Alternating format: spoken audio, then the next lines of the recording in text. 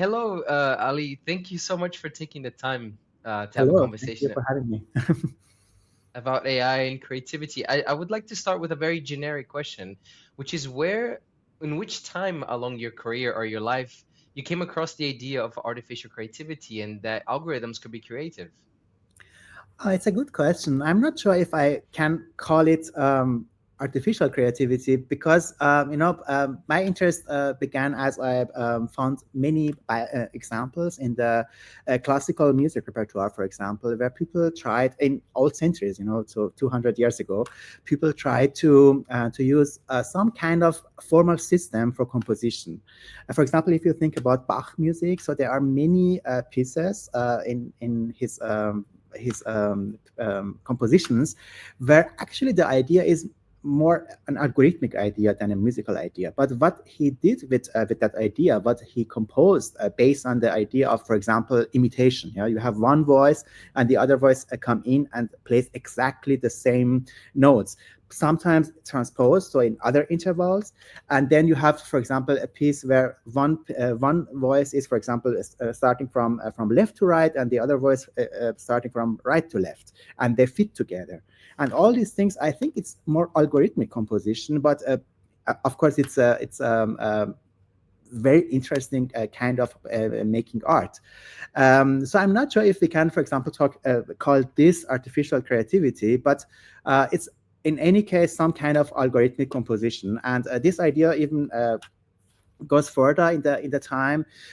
So you have also in case of Mozart, for example, pieces where you are using a dice, for example, for some kind of combinatoric of musical sections with each other, and so you can, for example, compose a completely new piece of music based on the combinations of the pieces or of the sections he composed. So my interest actually began with these kind of things, and of course, also I read the book Gödel, Escher, Bach, which is a very interesting book, also bringing many different aspects of logic, of computer science, of philosophy, of music, of course, and of the art of Escher together. And it was where I thought, okay, it could be interesting to ask, why is it still not possible? It was 2005, by the way. Why is it still not possible, for example, to use computer science, to use all these amazing algorithms we have already in computer science and very powerful machines to compose a kind of music that sounds natural and human? So at that time, it was, of course, not possible. And but artificial creativity perhaps is something that we can more associate with the modern AI, because with this AI we are not working with rules or music theory, for example. It's more implicit what is happening in background and how different aspects, different qualities of the data is combined together to get something new. It's interesting that you mention Bach because especially the early works of Professor David Cope when he was developing EMI, Experimental Music Intelligence, he mentioned that he intentionally used Bach because exactly as you mentioned, the rules are so well defined and therefore it was easier to decode and understand those patterns. David Cope, for him, his position towards AI is that he sees it as a tool. How do you see it? Do you see AI in creativity as purely as a tool, as a co-creator, collaborator?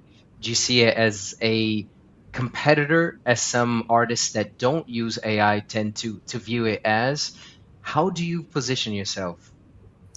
I think all of them are to yeah, I mean, all of them are true actually, because you can. It depends how you are using the AI and who you are actually, I would say, Mhm.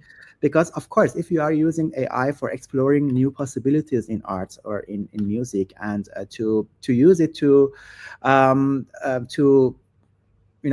to find something that perhaps you as a human being is not aware of course it would be more a tool, exploration tool, I would say. If you are using it for composition as a counterpart to discuss with it, to collaborate with this, to create something new, of course it would be more collaborative um, um, way to use it. but and competitor, of course, we all know that AI is the modern AI is able to accelerate many creative processes, and by doing that, of course, it could be somehow also a competitor to human artists or human workers. But it could be also, we could also have a combination of many different aspects or many different ways of using AI together. It depends, I think, on the process that you are doing with AI together, and on your goals, of course. You were responsible for the development of Car, right? A composition software that was at least initially trained with over 25,000 pieces. Its compositions have been played by the Munich Orchestra and all the presentations. Can you tell me a bit more about the project and how it has evolved over time? Sure. So I started with that project in 2019, and it was actually, I would call it more a playground to experiment with different ideas in AI and music. I started with that project at Ars Electronica Futurelab in Austria, 2019, and I'm continuing developing the software.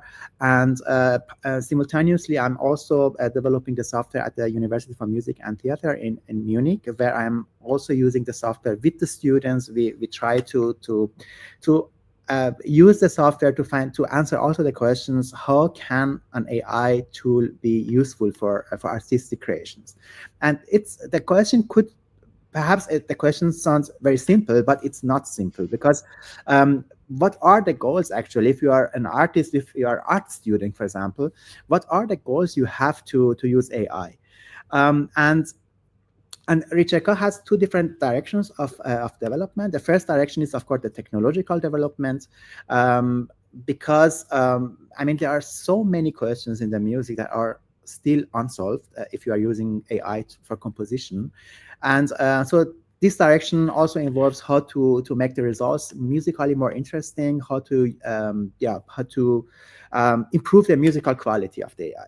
But the other direction that is, in my opinion, as important as the first direction is to find out the artistic requirements we actually have when it comes to using AI for composition. And these requirements are not are not really well defined, because there are some people, for example, who wants to use AI to be more productive, to be more to be faster in composition. But there are also, for example, artists who are their focus is more on individual working with AI. They are more focused on, of course, how to use AI to get something very personal, very individual, and so our focus is more on the second part. So we are not interested, for example, to make the composition more productive or more fast or faster. So it's for us, it's more important to find ways how to use AI to explore new possibilities in the art. And perhaps it's also the reason why we call the system ricercar, because ricerca is an Italian word for searching out. But it is, and it's, of course, the origin is research or recherche. So this you can also hear the similarity, the sounding similarity between recherche and research. But at the same time, interestingly, recherche was the name of a musical form in Baroque and Renaissance time. And at that time, composers used this term to when they wrote pieces where the focus was more on exploring the musical potential of a theme or of a melody, for example. And the potential means, of course, how can this melody be combined with itself, for example, or with different harmonies, and there is a very famous Ricercar by Bach, for example. So from that piece, this name actually came into our project. And so the idea, as the name says, is more exploring. And of course, at the end of the day, you are composing with Ricercar, but the composition is more kind of exploration in this possible space of how to use a musical material. How do you see the evolution of the way that people use AI to co-create? If one of the main objectives of the lab is exactly to support people in exploring ideas, and you've been working with this for a very long time. How do you see this change in the way that people are co-creating with AI, and where do you see future trends as to how people are interacting with it?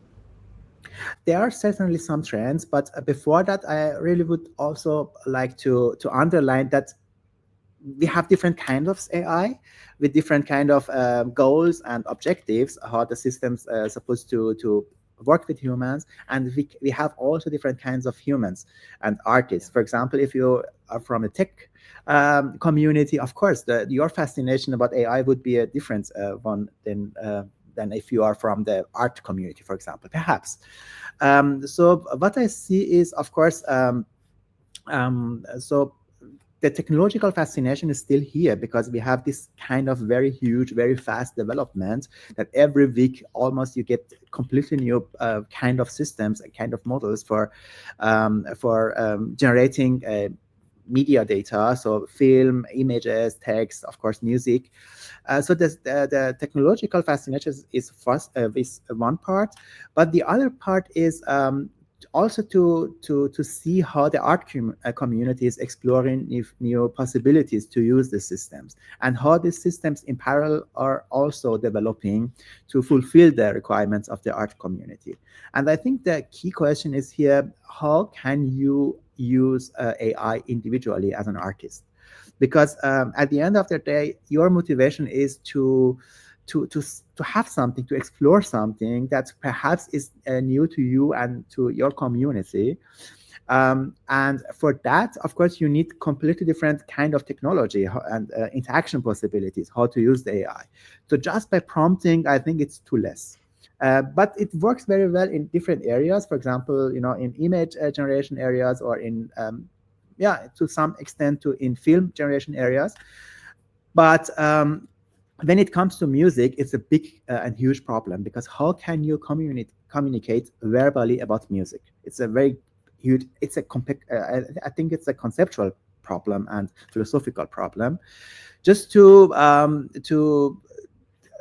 also to mention, of course, in image and in media generation systems, you don't you don't only have prompting possibilities, but meanwhile you also have many other interaction possibilities. For example, you can draw the path of the camera. You can have some kind of very specific interface sliders, buttons to influence the result. It's very important, of course. And by having this kind of possibilities, you can, of course, already generate something that is more individual. I think it's a huge space to fulfill, so to research and to improve. But it's interesting just to observe the development in the last months. For example, at the beginning, we all were fascinated of having a prompt and getting very interesting results, and the results were, of course, very, very good. But the question still was, okay, what does it mean for me as a person, as an artist? And for the art community, of course, it's a very big question. How can they influence and make personal ideas or realize personal ideas with that? And now we see already a development in the direction of new interfaces, new possibilities to communicate with the system. But as I said, in the music, I think it's another problem, because the prompting itself it's not satisfactory, I would say, in the musical area of generation. In most AI systems, they're trained in order to predict, right? So you feed them with tons of data, and the sense is that that system is going to be able to predict what is the next word or what is the next note, and then you fall on that position of predictability and creativity, which is sometimes something conflicting. And when you're trying to have novel ideas and working with a system that is simply trying to predict, when you're collaborating with, regardless of the systems, and especially when you're trying to teach and involve students, how do you take this discussion on predictability versus creativity? Yeah, it's a very good question. I think this is the first thing they notice actually, because even if the system is very very good in imitating, yeah, or in giving you results that are somehow, let's say, conventional, so they are not interested at all in those kind of results, because they think, okay, what's my role actually here in this process? I press the compose button and I get something that sounds very conventional. Of course, there are different possibilities even to use those conventional results, for example, in combination with an artistic concept that also brings human compositions, human materials in that. If your artistic concept somehow can use conventional material, of course, it would be useful. But I think so generally, so they are looking for how to, of course, have this kind of predictability from AI, because if what you get from the AI is completely random, it's also not something that you would use in your composition, because then you can also use other systems to get randomly something. So the balance, I think, is, or the most important combination, or most interesting combination would be, let's formulate it in a way that we have a system that has been trained with, let's say, classical music, tonal Western music, or other musical cultures, and then let's assume that this system is able to mimic that data. And by doing that, of course, this system must have learned some kind of essential understanding of the data. So let's assume that. And if we have a system that can create, that can mimic the conventional data, what if then we combine, so to speak, the qualities, the features, the things that system has learned in a different way? So it means that we use the knowledge of the system about the data in a different way, and get something that is not conventional, that is not existing in the data set, but still follows some kind of rules, implicit rules, or some kind of implicit knowledge from the data. And by using that, I think we can, or I believe as we can we can create systems, AI systems, that could be very interesting to the art community, because exactly by doing this kind of things, they can explore new possibilities of art. So in summary, I would say we have a system that has an essential understanding of the music, and we use what the system has learned differently by combining the features, the qualities of the data in a different way. But it is also a technical question, of course. How could we develop such a system, and what would it mean to combine this kind of understanding in a different way? And this is not it's not an easy question to answer. So this is exactly where the technical research is located, because also the question of how can you identify, how can you classify the features the system has learned? We all know that these systems are some kind of black boxes, because they are so complex that they have so many parameters that it's not possible to find out the contribution of one single parameter or a group of parameters to a certain results. And so it's a technical question also, how to make the systems in a way controllable, so that you can, as an artist, you can lead the system to a different way, that it is that it can use the features it has learned, but it can produce something that is not conventional. One of the topics that I'm very interested in is in how people react to outputs generated by AI or co-created with AI. And a few years back, you were involved in a really interesting project called Mahler's Unfinished, where you used AI to conclude a piece, which interestingly, so I'm based in Bonn in Germany, and the Bonn Beethoven Orchestra, they did a similar project. And I was talking with some people from the orchestra, exactly trying to understand how people reacted. And working on a piece of someone who's so respected and renowned like Mahler or Beethoven, it's very risky and challenging, right? But you did that in the same way that you had presentations from pieces from Richard Carr. Looking back in the years, like how do you see the acceptance of outputs generated with by AI or co-created with AI? I think it depends again on the audience and on the people you are talking with. I mean, 2019 with Mahler project, our goal at that time was really just to show, okay, we are in a new time because it's finally possible to compose something with AI that sounds natural, that sounds like classical music, even complex one. And so it wasn't even the goal to have something that is similar to Mahler, or similar. Of course, it was our goal, but if you ask a music, for example, expert or Mahler expert, of course they would notice that it's not exactly Mahler. So, but it was the same period of time. It was the late 19th century period of music history, so the style we had. But the fascination at that time was really just to show, okay, it's finally possible to do this.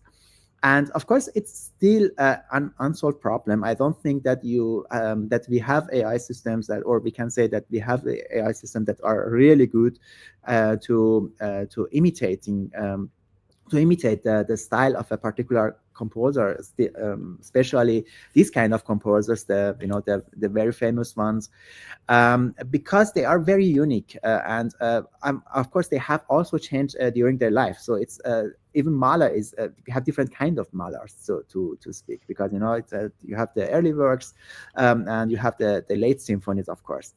But I think perhaps it's also not the key points here, because it's more about to have the possibility to somehow to mimic some kind of data, to mimic some kind of musical style, and it's even interesting for at least in my work. It's the imitation is not the goal, because as I said before, so for people who are using Ricerca, it's more important to have this kind of possibility of exploration, to make individual concepts, and at some point they don't want the system to be so strong in imitating or to bringing conventional results, and they say, okay, I have to negotiate with the system somehow to make it to be less creative. So it's their words, actually. So the system is sometimes too creative for artistic works, because they really want to have this scope, for example, of possible results, and they want the AI to stay there. And about the acceptance of the AI created or co-created works, of course, we still have this kind of technological fascination. So because people know that everything is changing, every week there are new possibilities to do something. On the other hand, of course, it's people who are not musicians or artists, they are also a bit afraid of okay, how can I differ between this is AI generated work and this is art, this is human generated work. And so for them, it's of course important to have something real, so whatever it means, and because real is it's something that comes from humans, for example. But on the other hand, if we are talking about co-creation, I'm not sure if we can differ between real works, works or fake works, because so the result is of course intended by humans, so and AI is used as a tool, if you like, or as a collaboration counterpart, or whatever you can call it. So it's it's very common in the art and in the art story that artists use technological possibilities, mechanical possibilities, or even abstract ideas to generate art. I don't think that with AI is different. So if you are collaborating with AI, if you are producing something with AI, so at the end of the day, it's human works. And I think this is now changing. So the acceptance of or the concerns about having something that is fake because AI was involved in the creation process, I think it's not that big right now, because people know, okay, even with AI you are able to create very individual works, very personal works, and this is the important point, because if it's personal, if it is individual, so the human role would be in focus and not the AI or the technological background. Yeah, but still, I think it's a big question about. I mean, the AI is not only limited to art or to music, because AI will play a big role, I think, in near future in the society. And I think it would be a big question anyway to to interpret the role of AI in our society, because you will have AI assistants in the near future. Even nowadays, it's possible to have a very helpful assistants to help you with daily life, to get information, to if you have questions about things you are not familiar with, or if you are in a country you don't know the language. So we have this kind of assistants, and they are very personalized, they are very human. And so I think the question is perhaps generally how we are going to define the role of AI in our very human areas of life, like art, of Um, course, one of them is. for anybody interested in knowing more about your work, I would definitely suggest having a look at Ars Electronic Futurelab, right, which is where you're doing most of your research. Where is your curiosity at the moment? Within the intersection of music and AI, where is your curiosity at the moment? What is most inspiring you at the moment? At the moment, we are working at on a project, Johannes Strauss, for Johannes Strauss year. It's next year, 2025. And we are collaborating with five music universities, the University of Arts in Zurich, the University of Music in Vienna, and Mozarteum in Salzburg, and the University for Music and Theatre in Munich. We are working with students there, and the question is to find an intersection between the music of Johann Strauss, the modern AI, and the contemporary music composition, or today's music composition. So the personal part of the art. So how you can, as an artist and a student, composition student, work with AI to create something very personalized, but of course with focus on music on music by Johann Strauss. And so we are preparing the system right now for the students to work with. And the most important question is the same question I also had last year, the question of collaboration with AI, and how you can communicate with AI without using verbal communication. And it's also the same question we researched or we are researching at the university in Munich, also in the scope of another projects, but also with students or with artists. So I think every artist has perhaps different requirements, and we intentionally try to work very individually with AI. So it means that each concept we are trying to realize has a completely different idea of how to use the AI. Some of them even train the AI with different data. Some of them need different features of the system. But the main question, the main curiosity I have right now is to somehow make the system able to be controlled by artists. So in order to get very individual results. And one of the possibilities is to use the so-called inspirations. So it means that the main idea is not not using the verbal communication, not using natural language for communication with AI, because as we said, so I think it would be very limited. But because in image or in movie areas, you have still 10,000 of words you can use to describe the word.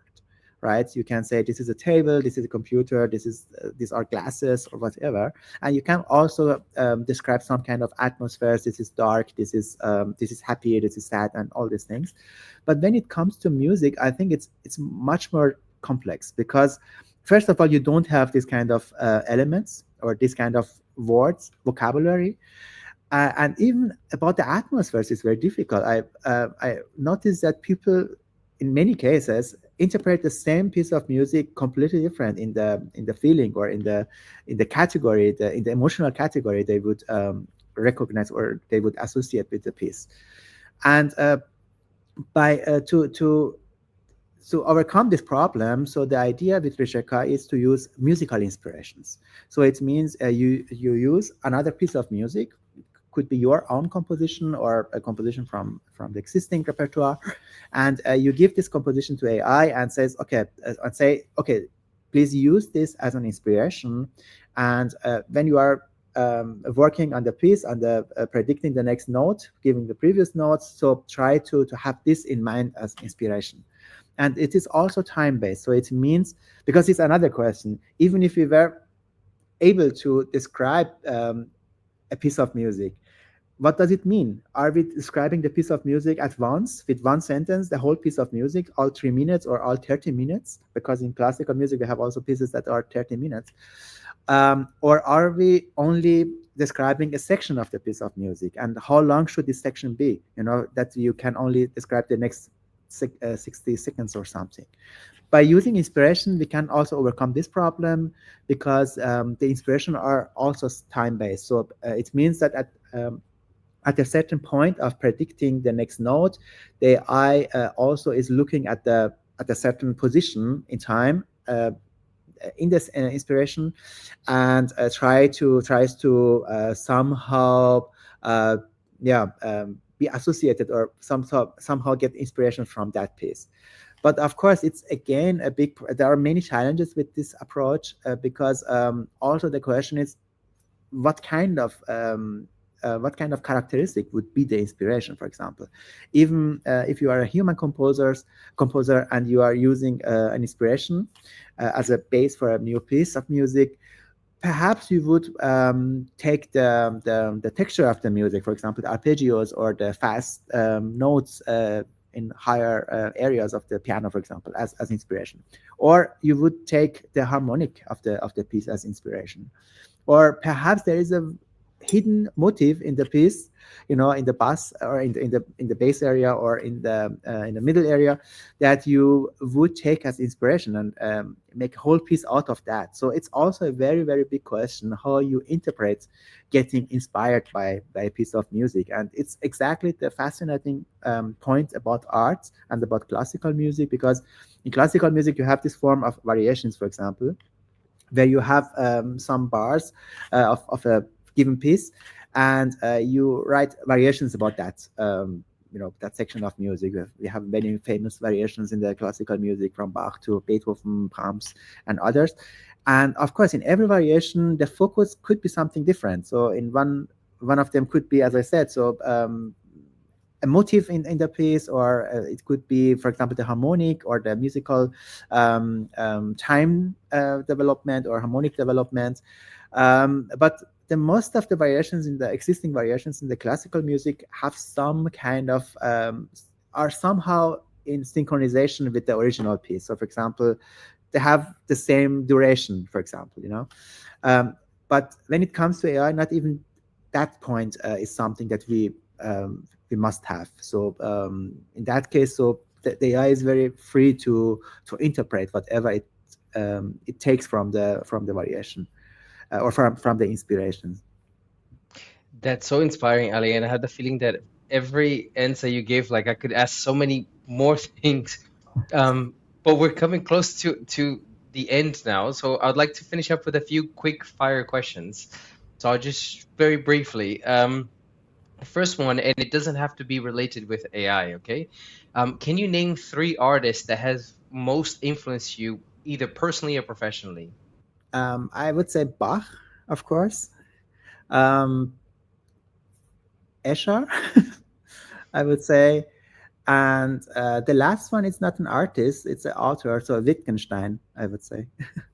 What makes human creativity unique? So I think the intention would be the answer, because the AI systems we have right now, they are all very good, of course, but they don't have really the intention to create something new. It's a big discussion, of course, in the community. But at the end of the day, we will see.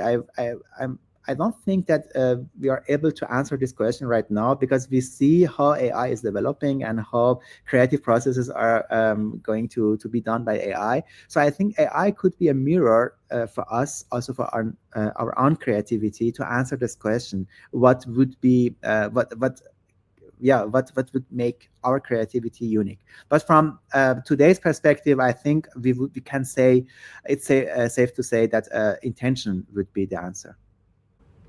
What would you say, what message would you leave to creatives or composers that are concerned with the rise of AI? I understand the concerns, and of course, this concern is not only limited to art community, but generally for the society, because we see how good AI is able to mimic our creative, our intellectual processes, and of course, it's a concern. But on the other hand, especially when it comes to art, I would say we should look at the art history, and we will see that actually new technologies always led to new artistic formats, to new possibilities. And as an art community, I think we are anyway forced to explore new ideas. We can do the same like the last generation before us. So it's art. The art is forced to come up with new ideas, and I think for that. Um, the technology and especially the AI could be a very good possibility, a very good tool to come up with new ideas, because this is something that the art community has to do anyway. And if you have a completely new technology with completely new possibilities, of course, it would be a big chance also to create something completely new, to create new artistic formats, to combine the technologies, different technologies with each other, different kind of how to consume music, how to perceive music, and other kind of arts. And I see it at the end of the day as a big chance, but I understand totally the concern, and I share them also in many cases. This is something we have to be really careful how to use the technology and how to form this technology. Ali, thank you so much for taking the time for this chat. Thank I you. truly, truly appreciate it. Thank you very much.